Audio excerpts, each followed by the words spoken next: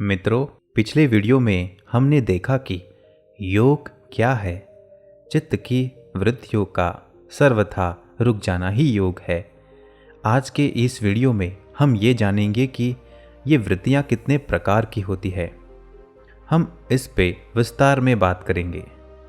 आज का वीडियो बहुत महत्वपूर्ण है क्योंकि इनमें चित्त की वृत्तियों का उल्लेख है।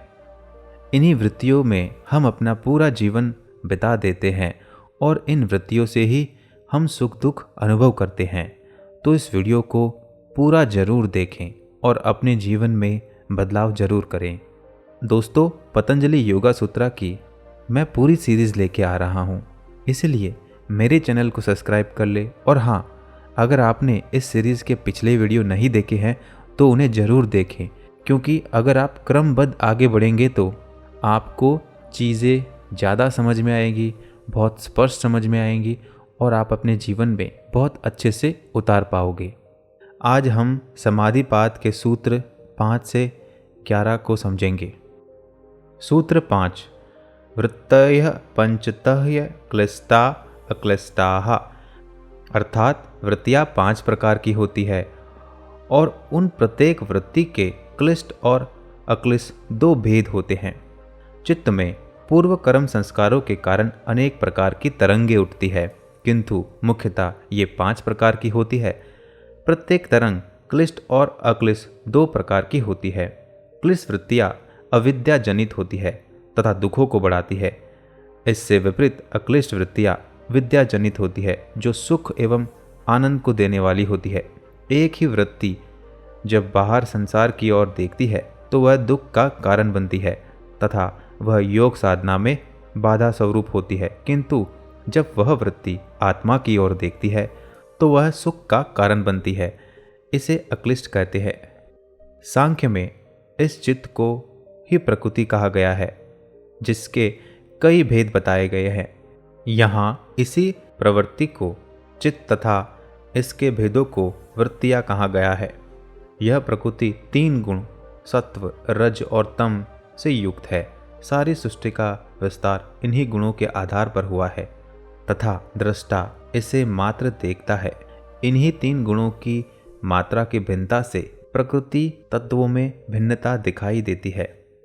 शरीर में जो चित्त है वह सृष्टि में महत्तम कहा जाता है। वास्तव में इसके भी भेद 2 ही हैं, विद्या और अविद्या, अर्थात अविपर्य और विपर्य। अविद्या और विपर्य दुख का कारण है तथा विद्या और अविपर्य योग का कारण है, जिससे सुख व आनंद की प्राप्ति होती है। साधक पहले अक्लिष्ट वृत्तियों से क्लिष्ट को हटाता है, फिर उन अक्लिष्ट वृत्तियों का भी निरोध करता है, जिससे योग सिद्ध होता है। इन्हीं वृत्तियों का आगे विस्तार में वर्णन किया गया है।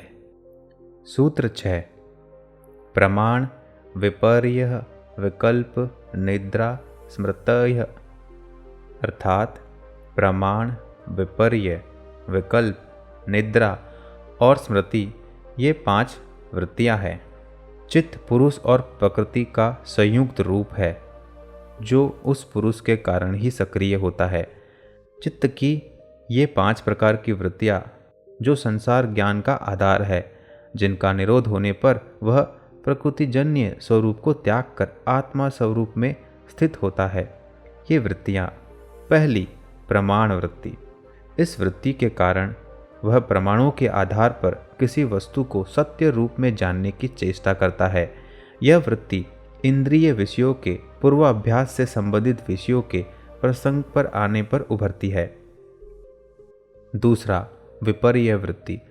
इस वृत्ति के कारण उसे कोई वस्तु जैसी है वैसी न दिखकर उसमें अन्य वस्तु का भ्रम होता है, जैसे रस्सी में सांप की भ्रांति होना। वस्तु स्थिति की जानकारी न होने पर उसका प्रतिकूल ज्ञान होना।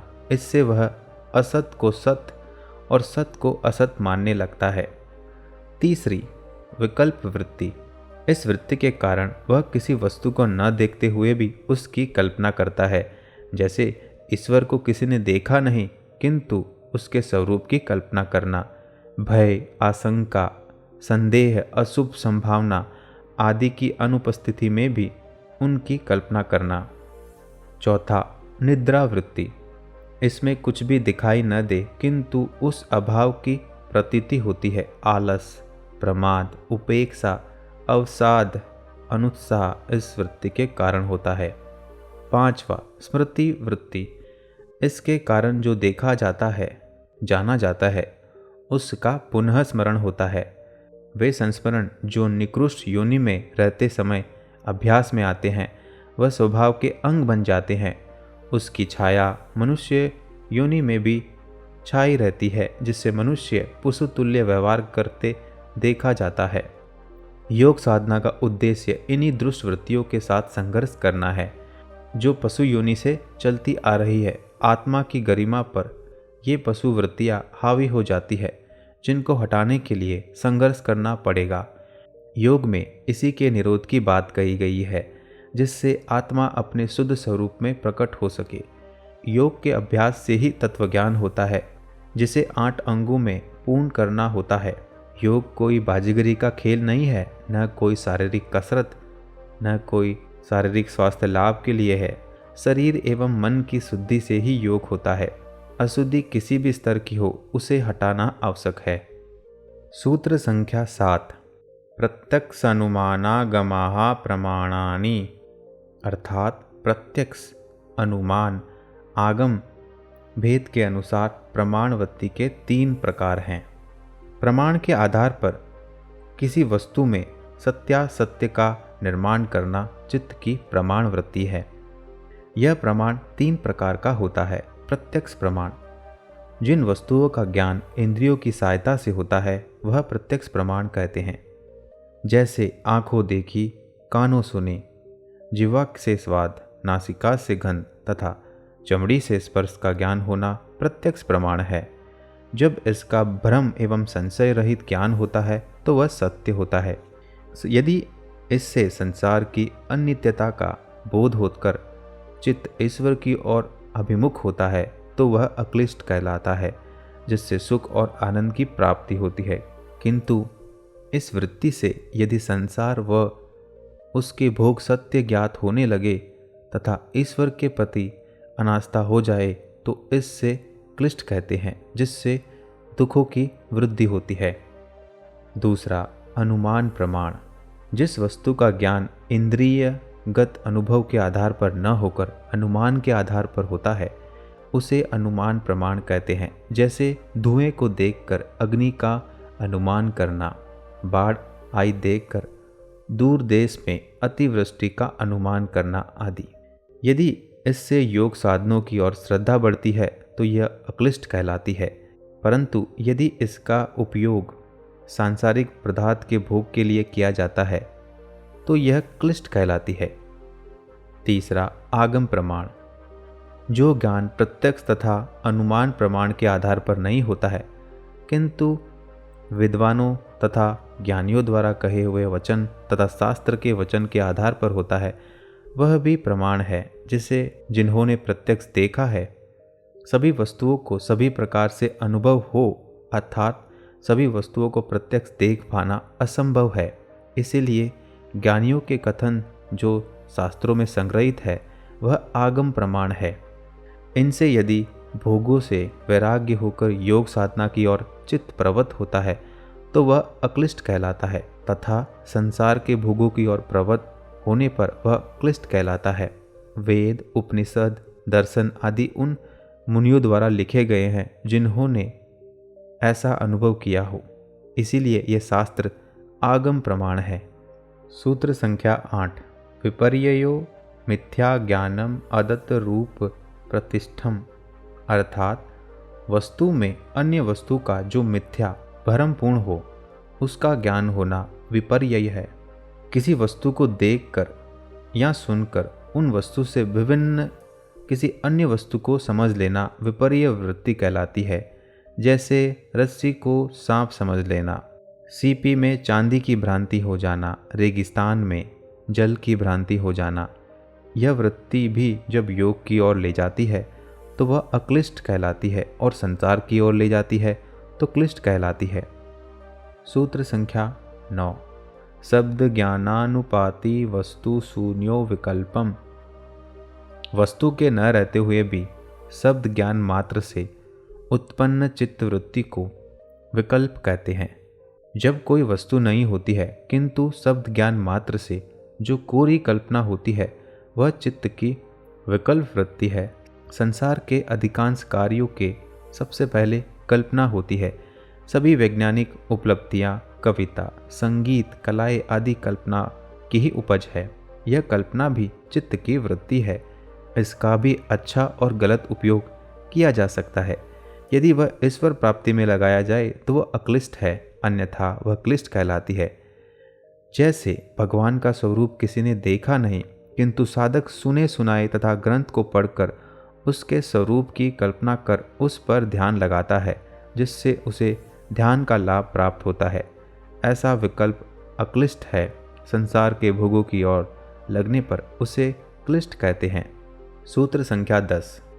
अभाव प्रत्ययालंबना वृत्ति निद्रा, अर्थात अभाव के ज्ञान का अवलंबन करने वाली, ग्रहण करने वाली वृत्ति निद्रा है। निद्रा भी चित्त की वृत्ति है। इसमें मनुष्य को किसी भी विषय का ज्ञान नहीं रहता किंतु ज्ञान के अभाव की प्रतीति होती है। जैसे गहरी निद्रा में मनुष्य को यह भान रहता है कि आज नींद गहरी है। इसी भान के कारण ही इसे वृत्ति कहा गया है। जब निद्रा से जागने पर आनंद की अनुभूति को आलस न रहे, इंद्रियां स्वस्थ एवं प्रसन्न हो जाए तो उसे अक्लिष्ट कहते हैं। किंतु जागने पर यदि केवल थकान का अभाव हो और उससे आसक्ति उत्पन्न हो, वह क्लिष्ट कहलाती है। समाधि और गहरी निद्रा करीब करीब समान है। समाधि में सजगता बनी रहती है किंतु गहरी निद्रा में सजगता नहीं होती। यदि इसमें सजगता न रहे तो उसे समाधि कहते हैं। आइए इसे थोड़ा और समझते हैं। शास्त्रों में चेतना के अनुसार मनुष्य की 4 अवस्थाएं होती है: जागृत, स्वप्न, सुषुप्ति एवं तुरीय। जागृत अवस्था। जागृत अवस्था वह अवस्था है जिसमें व्यक्ति पूरी तरह जागा हुआ होता है, अपने सभी कर्म विवेकपूर्ण संपन्न करता है, बोधपूर्वक करता है, भले और बुरे में भेद करके जीता है। स्वप्न अवस्था। स्वप्न अवस्था वह अवस्था है जिसमें व्यक्ति कुछ कुछ जागा हुआ हो, कुछ कुछ सोया हुआ हो। जागृत अवस्था में किए हुए कर्म एवं उन कर्मों से निर्मित संस्कार के वशीभूत होकर विभिन्न विषयों का अनुभव करता है और वह स्वप्न देखता है। तीसरा, सुषुप्ति। जब न तो व्यक्ति जागा हुआ हो और न ही सोया हुआ हो, वह तमोगुण आश्रित अवस्था सुषुप्ति की होती है। इस अवस्था में रजस गुण का अधिकतम अभाव होता है और सत्व का एक सहज प्रभाव होता है, जिसके कारण अचंचल निद्रा, अविचलित निद्रा के प्रभाव से व्यक्ति कहता है कि आज मुझे सुखपूर्वक नींद आई। चौथा, तुरीय। ये सबसे महत्वपूर्ण है।